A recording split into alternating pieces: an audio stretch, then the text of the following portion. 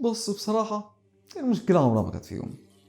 التافهين حوالينا في كل مكان، كلنا معنا تليفونات وكلنا معنا الصلاحية ان احنا ننشر الفيديوهات اللي احنا عايزينها قبل طبعا ما يلموا شوية التيك توكرز دول. فالمهم بس هتلاقي دايما المشكلة فيك انت كمشاهد. احيانا وانت بتقلب في ريلز كده بتشوف فيديو لشخص وشك بيكرمش من كتر القرف اللي هو ناشره. في اللحظة دي اكيد بيبقى في سؤال واحد في بالك: ازاي قبل ينشر القرف دوت؟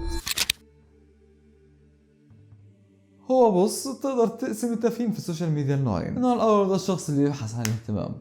ازاي؟ هو بص، لازم تبقى فاهم ان احنا كبشر بنبحث عن الاهتمام، ومحدش يقدر ينكر الشيء دوت اذا كان من اهلك او من الناس اللي حواليك. والاهتمام ده بيفرز لك خليط من الهرمونات في جسمك. مش هتفصل فيهم قوي عشان بصراحه ما عنديش علم فيهم جامد. تقدر بعد ما تخلص الفيديو ده تشوف الفيديو اللي هيظهر لك هنا لمحمود ابو اسماعيل. من طريقة تانية ان اي شعور ايجابي انت بتحسه في حياتك هو بيكون عبارة عن خليط من 2 أو 3 من الحاجات. شعور الفخر والتقدير كده، ان حد انت بتتقدر سواء بقى في شغلك اترقيت او عملت انجاز مش عارف مين. الشعور ده بيجي من شويه دوبامين وسيروتونين مع بعض. عارف انت الشعور بتاع الاستمتاع لما انت بتكون تتفرج على فيلمك المفضل، او شعور الاستمتاع اللي هو بيجي لك لما تروح الملاهي. انت بتكون سعيد وانت رايح الملاهي. ليه انت بتكون سعيد، او ليه بتكون سعيد لما بتتفرج على الفيلم اللي انت بتحبه؟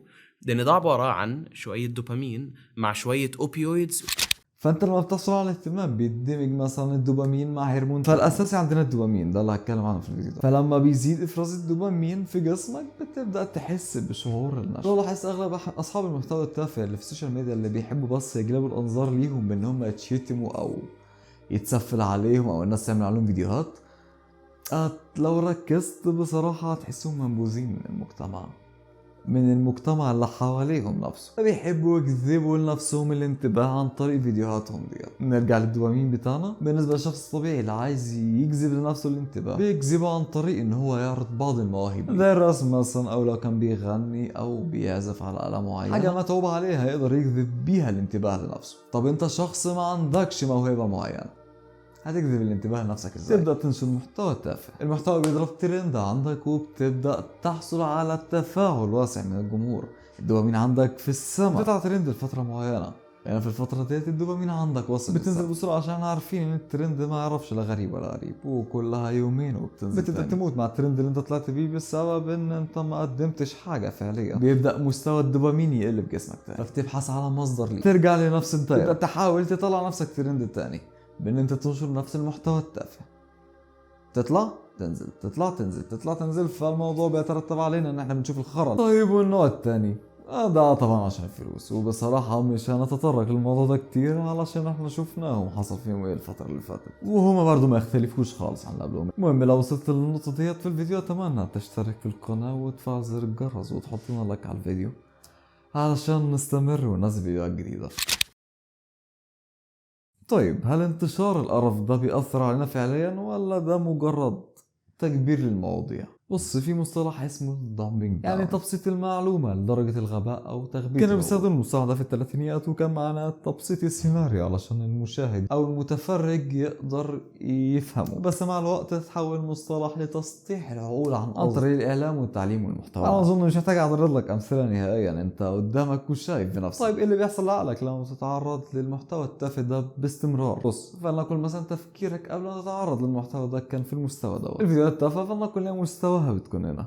مع الوقت وفرجتك على الفيديوهات ديت مستوى تفكيرك بينزل تدريجيا للمستوى بتاعها.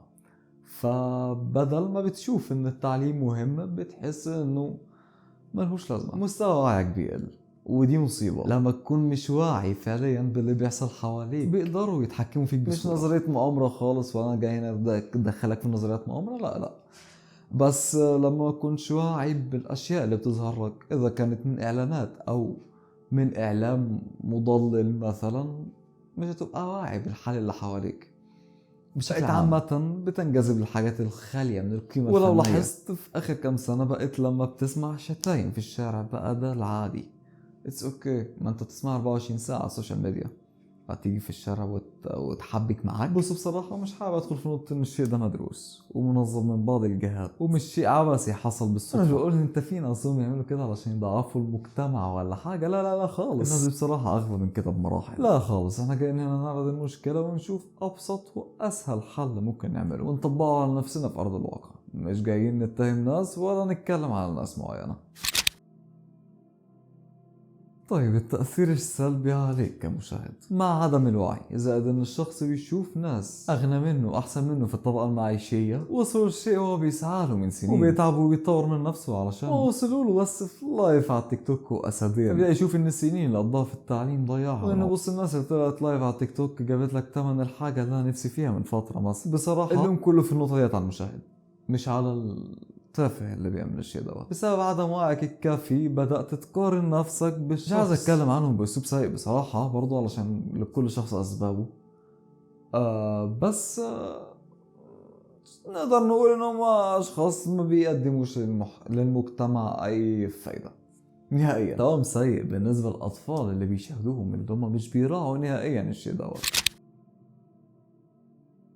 طيب النظام التافه بالنسبة للدين، الرسول صلى الله عليه وسلم قال: سيأتي على الناس سنوات خداعات يصدق فيها الكاذب ويكذب فيها الصادق، ويؤتمن فيها الخائن ويخون فيها الأمين، وينطق فيها الرويبضة. فالرسول اتسأل: ومن هم الرويبضة؟ فقال لهم: رجل تافه يتكلم في أمور العامة.